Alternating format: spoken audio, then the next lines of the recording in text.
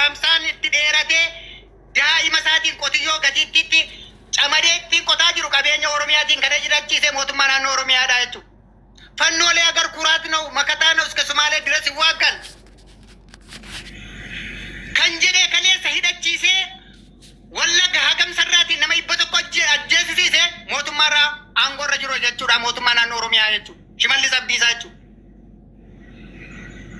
eenyuun komate eenyutti sagalee naa ta'e jetta sagalee naa ta'e rakkoon keenya inni guddaan amaarri gaafa si ajjeeftu gaafati ilmoo ishee ajjeeftu waggaa 70 teesseetu gumaa baati jechuudha. Rakkoon Oromoo immoo nama ilma isaa ajjeese waggaa otoo hin gahin ji'a 8 otoo hin turin haqee harka dhiqatee wajjin nyaataa jechuudha. Akkuma isaan cakkaanyi sirratti ta'an cakkaanyitti ta'e gara jabeessetti ta'e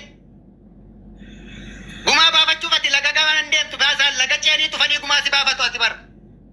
Otoo Baardaar keessa jiraate Oromoon otoo Gondor jiraate kamsi godhu isaan garuu si tuffatanii amaarri Oromiyaa keessa too jiruuti daangaarra si bukkisaa akka barbaadan qabeenya keessaa hamaa qabeenya gaallaa yeroo siin jedhanii Oromoon har'a mootummaa kana jala teessee mootummaan nu eegaa jira abbichuun nu eegaa jira jettu inni mootummaa kana faarsitu kaadireef kaabineen bulchiinsi magaala naqqamtee jiru bulchiinsi magaala gimbii jiru dambidooloo jiru inni shaambuu jiru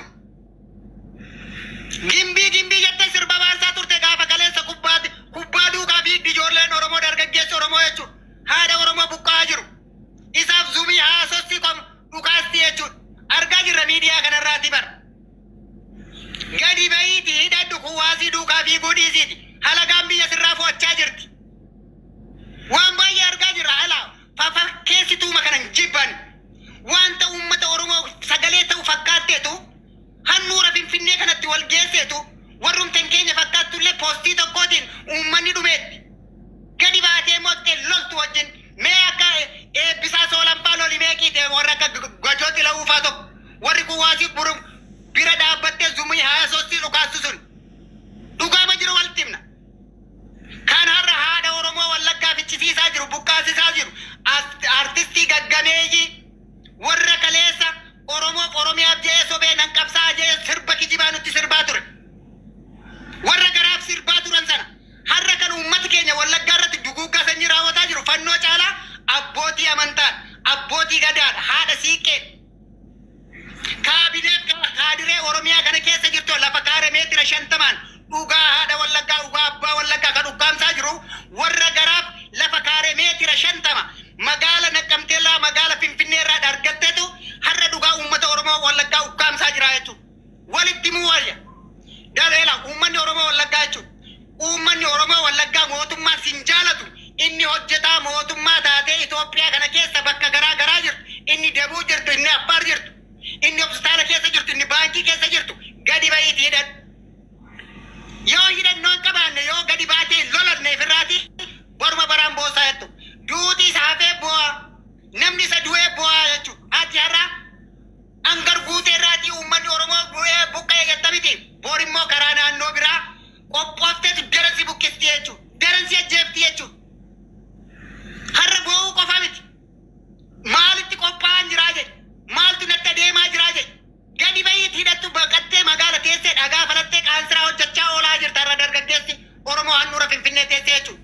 Dhugaa jiru yoo walitti himne maal ta'a? Dargaggoon har'a Wallagga keessaatii bahee handhuura Finfinnee kumaatamaan hin jiru.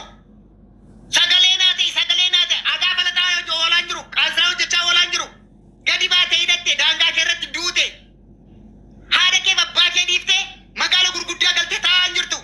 Eenyutu sagalee sii ta'a mootummaan diroonii biteetu sirratti cafacafaa jira daa'ima waggaa lamaa sirratti ajjeesaa jira. Rakkoon keenya inni guddaan bilisummaan tola siin uftu gadi baatee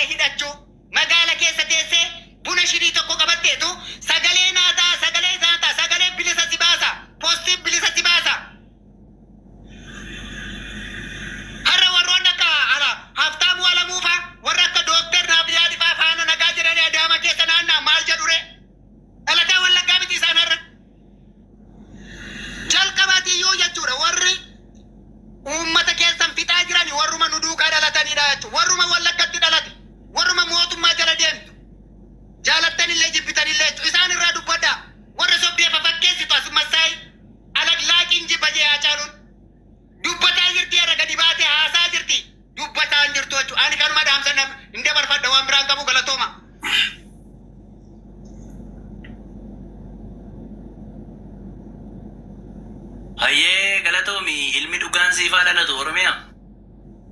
Asa ajaa'ibaa nu gootee yaa'u kanatti illee waan daballu hin qabnu dhugaa Rabbii waan ajaa'ibaati waan dubbadhu hin qabu galatoomi ilmi dhugaan siifaa dhaabbatu ilmi dhugaa siifaa dhalatu hin jira. Kanaafiyyuu karaa kee kanuma jechuun barbaada dhugaa Rabbii hin aboositeetta. Eenyu obse? Wayye nagaan sinifaa tokko mul'atani. Nagaan siifaa ta'u sibiilee. Amin dhugaa Oromiyaa keessuma koo dubbatte dhugaa Rabbi. Kanan garguutee kana jaran achoo bilisoomuu dadhabnee miti. Kan nuti nu bitaa jiru nuun eenyudha raayyaa ittisa biyyaa. Utuma raayyaa ittisa biyyaa jechuudha nu keessaa baanii dhugaa Rabbi biyyi nagaadhaani. Mootummaan isaanuma nurraa hidhachuu dideeni. Amma fakkeenyaaf dhaggeeffata. Waboon jedhiina dhiyoo kanaa jechuudhaani goojjameen jechuudhaani. Karaa mandaraatti dhufte magaalaan garguute cinaa geesse giddarraa ba'anii dhufanii jechuudha. Fannoo iddootti deebisanii galaniini. Utuu waraanni bilisummaa achi keessa jiraate jechuudhaani. Guyyaa tokkotti biyya naannoo sana hundumaa bilisoomsaanii mootummaa. Amma immoo shira maal xaxachaa jiru beektu goojjamoonni suuqii isaanii cabsanii suuqii isaanii keessatti qodaa iddoo tokkotti sassaabanii Oromoon nu saame jedhaniiti iyyataa jiru har'ammoo faashinii fidanii jechuudhaani.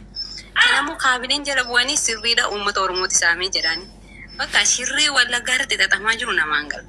Yoo dandeessan akkuma makalaakayaan biyya sana keessaa ba'e milishaan tun geessi bar goojjameef dhugaa Rabbitu makalaakayaan biyya sana keessaa ba'e milishaan qofti hin geessiin isinittan himaani.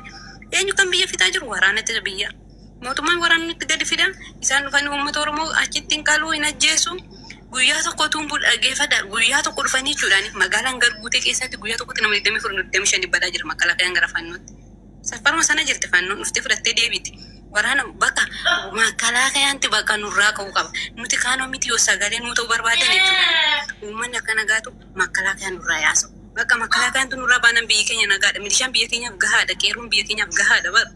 Bakka dandeessanii jechuudhaan inni kanarra dubbachuu hin danda'u. Akkuma bakka federaaluma kan jedhamu jechuudha makalaakayaan akka inni Wallaggaarraa nuu qabu sagalee nuu ta'a. Uummata dhumaa jiruuf dhiisa makalaakayaantu nurraa kaanaan jechuudhaan qeerroon bichaan fannoof gahaadha. Baqiidha. Har'a koo diiskaa isaan baatanii deemanii uummata irratti dhukaasanii isa dhufe makalaakayaa harkaa ba'ee dhaqe. Kanaaf federaalaa dandeessanii jechuudha akkuma federaalii bakka achuma waraannutti banni sun nurraa boonu sagalee nuu ta'a malee jechuudhaan nuti goojjameef kan xiqqaatu hin jiru bakka. Yoo dandeessan bakka kanuma sagalee nuu ta'a akkanan tokkotti kan asinitti dhaamman.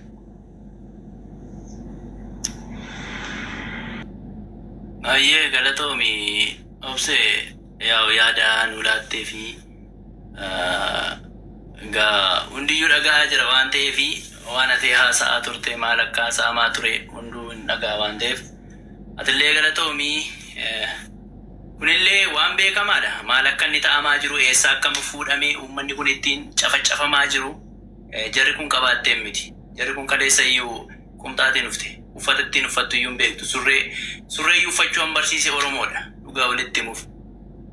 Kanaafi yaa waan meeqaan barsiisee har'ammoo waan meeqaan miidhame kuni waan haaraa miti garuu immoo yaa'u kun beekamaadha eessarraa akka inni dhufee uummanni kun ittiin miidhamaa jiru eenyurraa akka laatame maal akka jedhamaa tures ni beekna. Kanaafi seenaan hin dagatu yoo nuti daganne waan ta'amaa jiru. Kanaafi galatoomisiin jechuun barbaada. Eenyu taraan jooraa? Dinaawol dubbadhu. Dinaawolidha achi kee gootota biyyi dajjeesee kanadha. Dinaawol amma carraan kan keedha. Akkam jirtu nagaadha hundi keessan? Nagaa keenya bakka nagaa dhuftee yaada kee itti fufi. Nama makkalaakaa nama ta'u jala jira. Cadhisaatuma ol seensaa waa ergataa jiru akka gaariitti. Isaan nu keessa seenuu waan baay'ee gaariidha. Ol seensaa dhiifama.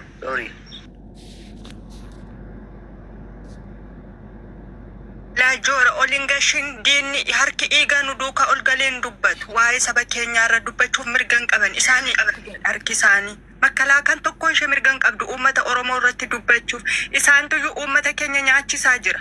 Isaan harki isaanii eega dura qaniyaa hiiqatan. Ugaa nu jecha tokko jecha tokko uummata Oromoo irratti akkan dubbanne makkalaakaa jecha tokkitti mirgan qabani dhugaa rabbii. Ayyee obsi leensaa koo egaa nuti makalaakiyaanis wantumti hundi dhufuusi sagalee hawaasa keenyaaf ta'aa jirra waan ta'eef isaanumatti iyya dabarfachaa jirra waan ta'eef nuti akka hawaasni keenya qeessaarraa waan nyaatu miti lubbuu isaa amma garatti baqatee bakka itti jira bakka keessa dirree irra jiraatu dhabee kanatu dhaamsatti dhaammachaa jirra kadhachaa jirra warruma biyya bulchaa jiru sana kadhachaa jirra nuni maaloo uummata keenya nu ilaala rakkoo uummata keenyaa jechaanii jirra maleessa nuti asirratti mootummaa buufnee mootummaa mormaan jirru waan ta'eef abbaan barbaade dhufee hirmaachuu danda'a. Siyaasas geggeessaa jiru nuti hawaasa keenyaafitu dhaabbachaa jirra hawaasa keenyaaf iyyaa jirra hawaasa keenyaaf boo'aa jirra jechuudha akka kanatti hubachuu qabdu. Paartiin abbaan barbaade paartii barbaade deeggaraa dhufee sagalee isaan wajjin dabarfachuu danda'a hawaasa keenyaaf sagalee ta'uu danda'a namni namummaa qabu jechuudha akka kanatti hubachuu qabdu diinaa ol yaada keetti fufi. Egaa nagaa jechuun waan hunda jaalaa nagaa jechuun nagaa maal turaati. Egaa ani garuu waan gaaffii natti ta'ee jira beekaa. Egaa uummanni Oromoo du'uuni uummanni Amaaraa kun Oromoo ajjeesuuni waanuma baratame ta'eera akka aadaatti ilaalamaa irratti fakkaata. Kaleen gadda naannoo Shawaa kana keessattis wanti isaan irraa wanne hin jiru har'as immoo garuu namoonni wayin guruupiin adda addaa wayin tiktookis haa ta'u maalis haa ta'u sagalee taana eenyuuf akka sagalee taanu ani barree nama lubbuun jiru erga duunee sagalee olii taana kaleen gadda moo maal keessa ture ammoo maal keessa jirata jedhu birootti jajjara taa'ee dhaggeeffachaa ture yaadni kee yaada babbareedaadha furmaanni jiru. Egaa boroo fi abbaatu waraanna ta'edha. Yoo ati of kabajiste malee qaama mootummaas ta'e maalis ta'e qaamni mootummaa silaayyuu utuu kabachiisuu danda'e namni tokko laga gamajee dhufee amma akkatti irra dhaabbatee qabeenya isaanii biqilaa fa'aa irra dhaabbataniiti viidiyoo argee wanti na jibbisiise keessa boqqolloo lafa ol margaa jiru dhaabbataniiti boqqolloo kun akka caccabsanii biraa deemanii hammeenyi kana caales hin jiru arras kaleessas amma akka hamaa ta'an hin beekna egaa waan dubbatamu qabu waan baay'ee dubbatameera anillee kana caalaa dubbachuun barbaadu egaa amma yoomi akka boonyu bichaan hin beeku egaa warri dubbannu kunis guyyaa lama guyyaa sadi caalaan dubbannu isaan booda garuu egaa boonyeetu kan boo'u hin boo'aa kan gaddu hin gadda gaddi Oromoo immoo akkuma obboleessi jedhee guyyaa lama hin caalu kanaaf abbaan dabaree nama biraatti ilaadhaa namni seensu yoo jiraate hangadiin booyaa jala taa'ee isin dhaggeeffadhaa galatoomaa.